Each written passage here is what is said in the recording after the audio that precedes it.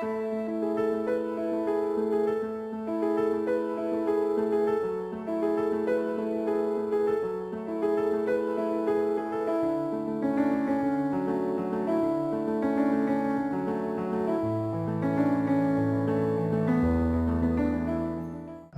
all of this minimal invasive and the future of spinal surgery, thank you for giving me a topic about ancient spine surgery, because rheumatoid cervical disease, I feel a little bit like this, like talking about dinosaurs, because we see less and less patients with rheumatoid cervical disease, isn't it?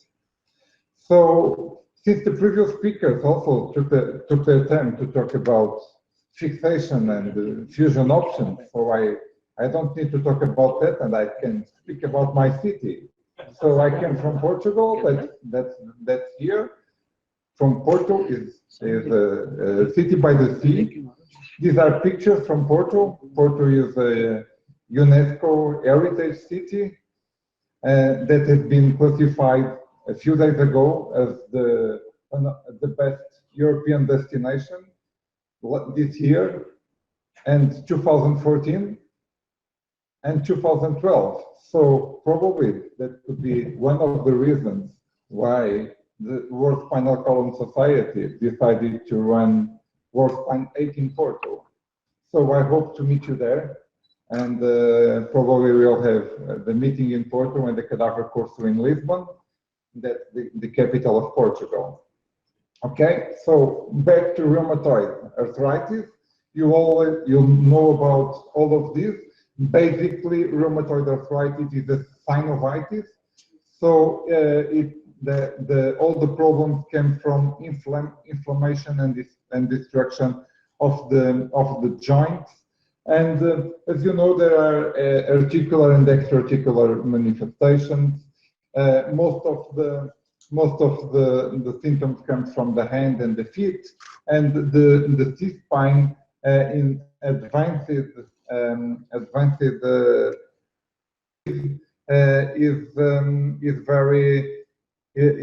really very common, and used to be very common until the DMARD changed the picture, because nowadays, like I said before, it's less and less common to see these pathologies.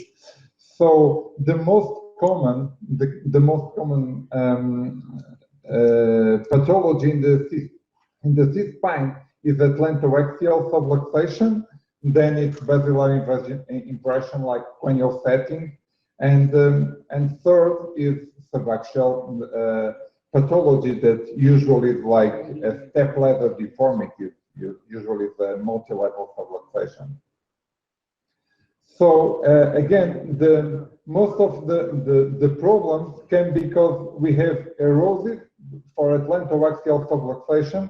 The problems came because we have erosive changes of the odontoid processes and the joints that lose the insertion of the transverse ligament. So with the laxity of the transverse ligament and this erosion, that comes, we typically have instability and subluxation, and that together with retrodental panels, sometimes we have spinal cord compression. So basically, it's this. We have this subluxation. We have erosive changes of the veins and the ATLANTOAXIAL joints, and we can have compression of the spinal cord either from the subluxation, that the spinal cord gets compressed by the posterior arch of C1, or by the retroodontide panels that can compress ventrally this transition. So when we have, you have seen all of these measurements and other ones. Most important probably is the posterior atlantodental interval, because this is really the space available for the cord. It's more important than how much subluxated is C1 comparing to C2. But the most important is the space that we have here, that besides what we see on the X-ray can be further decreased by the retroodontoid panels. So for the basilar impression, basically it's because we have erosive changes of the atlantoaxial joints that makes that the cranial settles in the upper cervical spine. So we can have this compression of the brain stem and the upper spinal cord. So when you see foramen magnum, and some of these patients sometimes just have the diagnosis made because they did a CT scan by any other reason, and you see the tip of the odontoid of the dents in the foramen magnum.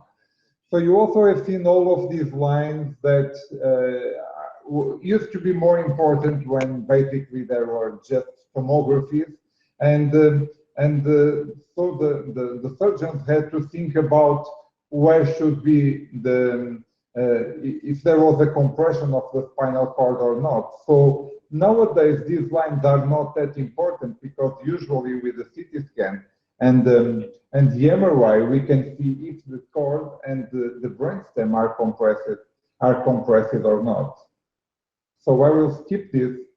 And for the subaxial disease, we can either have a unilevel subluxation like we have here, or we can have a combination of C1, C2 subluxation and subaxial step ladder, and we can have very bad deformities as you can see here. And again, for the treatment, it also depends on, of course, on how many levels are involved and if we need to extend it to the cranial or not. So basically, the main indication for surgery is compression, either of the spinal cord or the brainstem. These are the main indications. So these are the patients that really should be operated on. Besides that, some patients are operated because of uncontrolled axial pain or radiculopathy, and it's more debatable the indication for surgery about the measurement of the subluxation in C1, C2. And if you go to the literature, you see a lot of different numbers, like probably from 6 to 12 millimeters.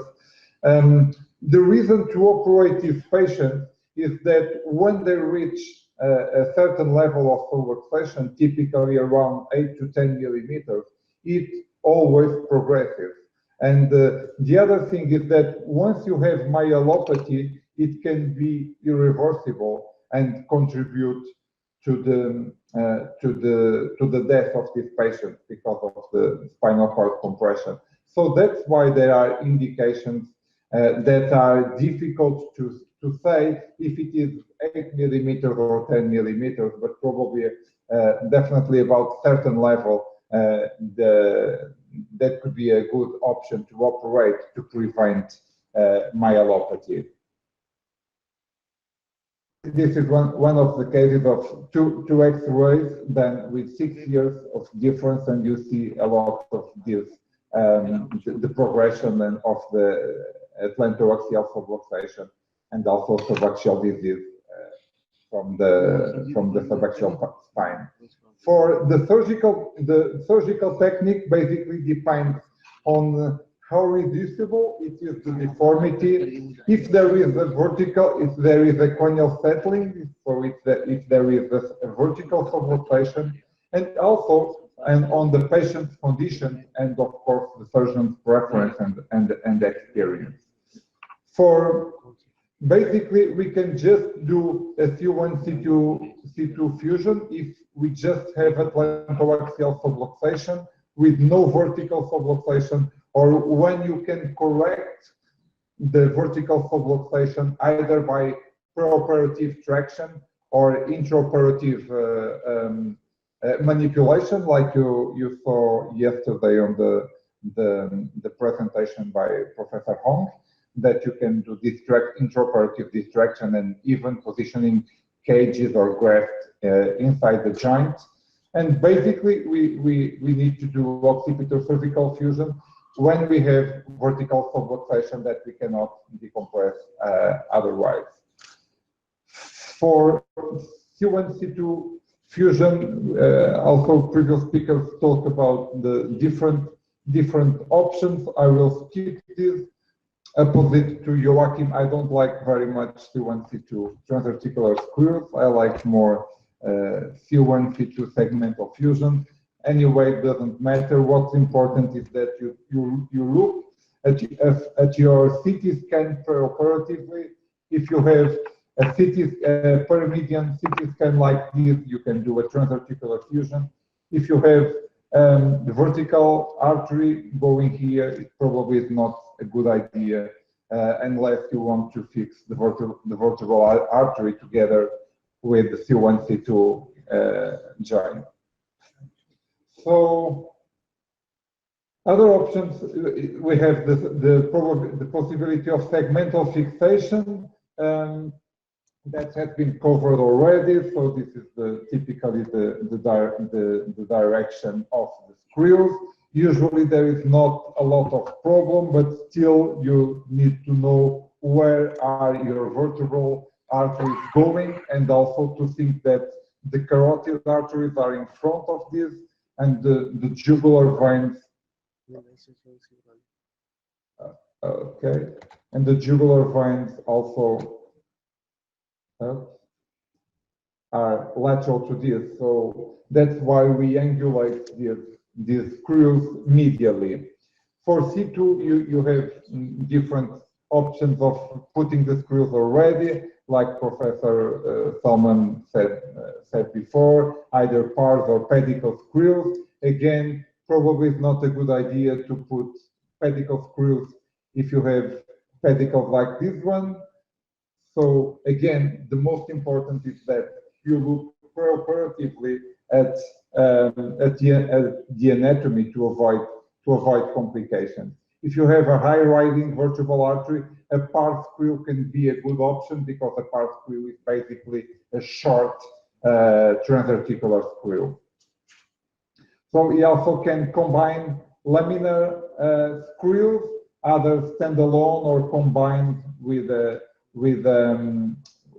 pars or pedicle screw, like you see here. You have good anatomy on one side and bad anatomy on the other, so you can combine these options. When we have the problems of using hooks for occipitocervical fusion is that it is not as stable as screws, so sometimes we experience problems like this one, that hooks are okay, but with time they can progress because they can go intracranial, so that's why we can have problems like this one. That's why we prefer to use screws than hooks. Okay, so again, transoral odontoidectomy is rarely performed on rheumatoid arthritis. Usually don't need and use it less and less.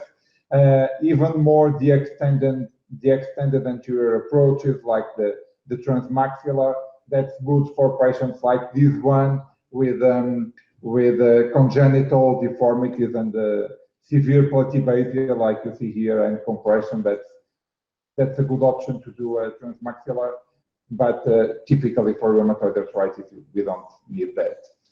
Again, to remember that even vertical cranial settling can be improved by traction and posterior fixation. We put this patient in traction, and you see here that after traction, you see here the positioning of the anterior arch of C1 that went to this point, and so we got a complete reduction of this, or almost complete, and then we could do the fixation just posteriorly, see the reduction preoperatively, and after the surgery that allowed us to do just a occipital C2 fixation, and we didn't have to go for this anterior length. So last slide is to remember the vertebral artery anatomy. Also, I think that that we perform CT angio in all of the patients, not to see the vertebral arteries in C2 or C1, because I agree that we see the holes, we see where the foramina area, but also because we see other variants of the vertebral artery. And for instance, what you see here, that the vertebral artery from C2 to C1 goes inside the spinal canal. So if we need to decompress and if we want to put a pedicle screw, it's important to know that the vertebral artery is traveling inside the spinal canal and not in the regular way. And other variants, for instance, this is internal carotid that has this kind of loop that gets submucosal here. So if you go for an anterior approach for a patient like this, it's important to know that behind the pharyngeal wall you will find the carotid artery. And also for instance, a patient like this one, that you have origin of the left pica extradural, so you can reach the pica when we are dealing with this. So thank you very much.